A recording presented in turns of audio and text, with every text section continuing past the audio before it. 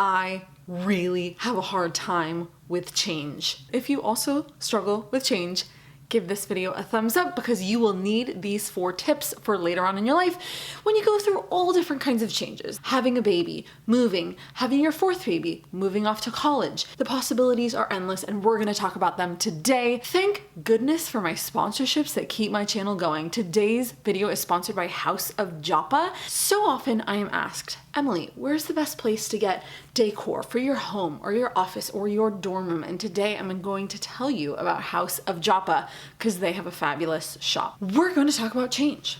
And it's something I've struggled with for a long time, and I know some people are good with change. They thrive in change. They love change. That person is not me. Like I said, it could be many different things. Getting engaged, going to college, going to high school, ending a relationship.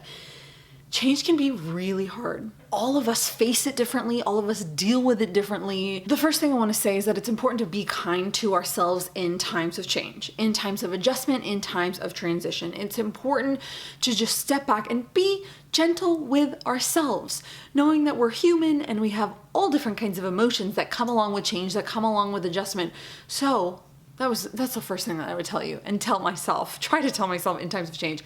Be kind to yourself. Be gentle with yourself as you adjust. But these are 4 things I want you to take note of and tuck in your heart and come back to this video for when you experience life changes that I think can be so helpful in times of change. These things aren't microwavable. They're things that you actually have to do and put intention into. When you put time and effort and energy into doing these things, when I have put time and effort and energy into doing these things, it bears a lot of fruit. So they're not easy, but what that bears fruit in life is easy?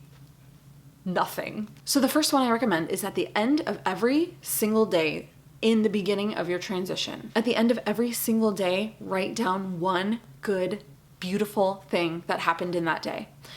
It could be on a Post-it, right? And you fill up your mirror with all of these Post-its, or it could be in a journal. You have a little gratitude journal that you may create for this exercise.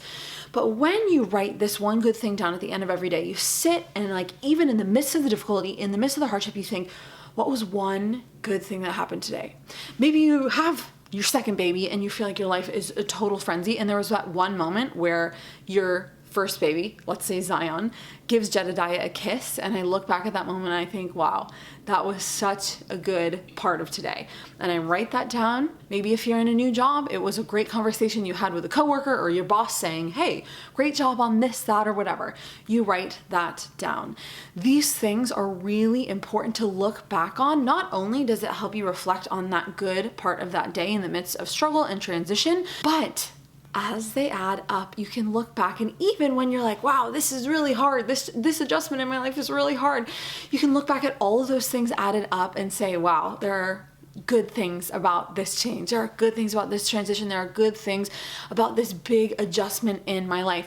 If you have a mirror, right, your own mirror, and you can put these Post-its all over, imagine as you get ready for the day every day, you're looking at all of these beautiful pieces of this change that you're going through, of all the positives of the things. This can absolutely change our mindset and help us to see and remember those good and beautiful things that are a part of this change. The second thing is one word. You guys know I'm into shifting my mindset with the use of one word. I think it's important to remember that it's okay to miss the past, right?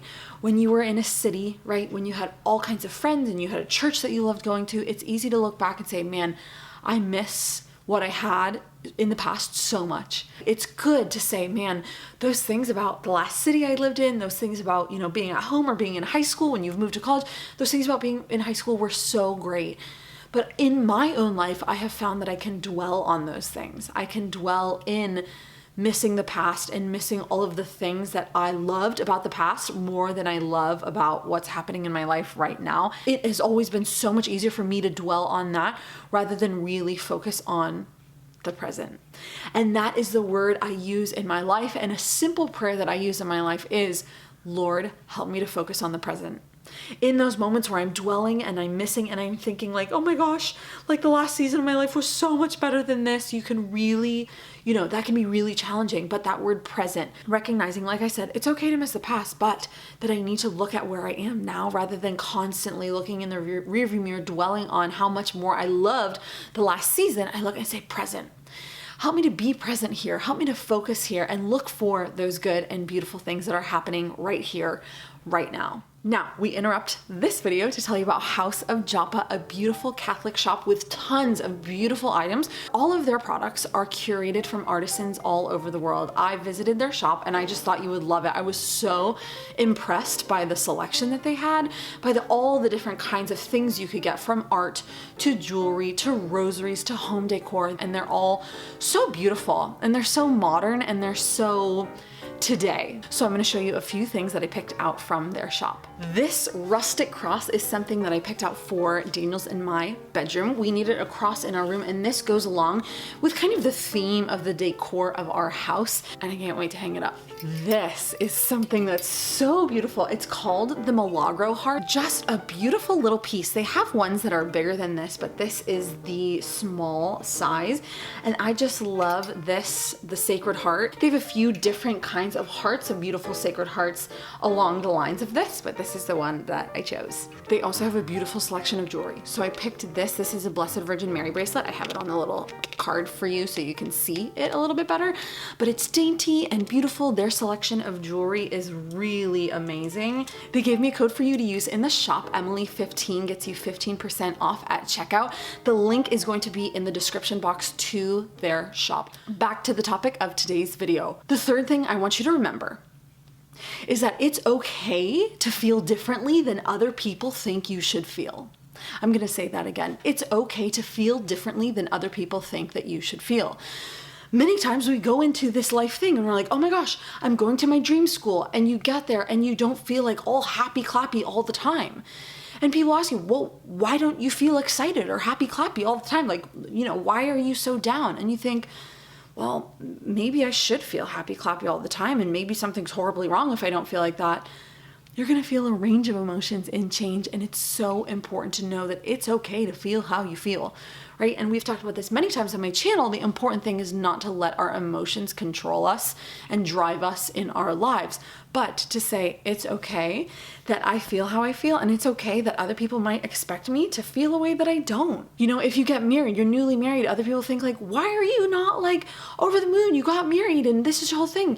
And it's okay to, be like, well, I'm happy. I don't regret not, marrying him, but this has been a big adjustment for me. Like, I'm living with a man, and it's in a new house, in a new place, and we have to make friends, and I'm adjusting to all the different changes that come along with marriage. It doesn't mean I regret it. It means that I'm in a time of change, and that's okay. You're allowed to be as private as you want, but it's okay to be honest with people, to say, I don't regret, coming to this university. I don't regret making this move. I don't regret anything like that. And sometimes you might feel, in the midst of the change, like you regret it. I certainly have. Like, I'm allowing myself the grace to feel how I feel, and to not be happy clappy all the time, but like giving myself the kindness and gentleness to say, you know what? I don't feel super happy all the time, and that's okay. And whatever anyone expects me to feel, they can expect that, and I give myself permission to not feel that way. And the people who love me and who support me and who are my true friends will give me permission to feel how I feel and support me along the way and encourage me along the way. The last thing that has helped me so much in changes is prayer. If you are a person of faith, if you are a woman of faith, prayer is such an essential component. Why? Because as people of faith, we believe that God is unchanging, that God is constant. And in the midst of change, it can feel like I'm just all over the place with my emotions. And if I lock into prayer, if I lock into God, He is and can be and always is my constant, right? Like the unchanging rock on which I stand and build my life. And you may change your home, your last name, your city, this, that, and whatever. Seasons, they come and go, but our God never changes.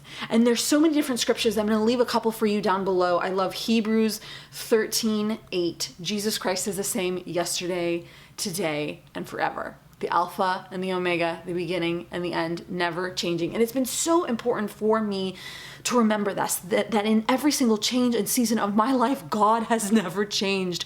Wow! God has never changed. In everything that I've been through, in high school, in college, after college, marrying Daniel, having both of my boys, God has never changed. And that is a beautiful reality of who God is and who I need to enter in.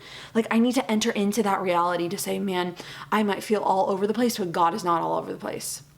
He's everywhere, but he's not all over the place like I am. You know what I mean? So taking that time for prayer in change to be with the constant one is key as a woman of faith, as a person of faith. So those are 4 things I hope can be helpful for you. If you are also struggling with a change right now or struggle with a change later on, if you're really bad with change like me, I want those to give you kind of an anchor in the midst of the waves, in the midst of the uncertainty, in the midst of change. I'm so glad you're here. Once again, if you enjoy this video and you want to be able to come back to it, give it a thumbs up. Thanks again to House of Joppa for keeping my YouTube channel going.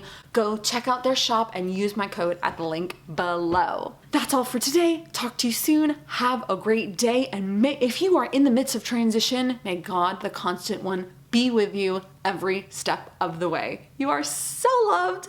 Bye.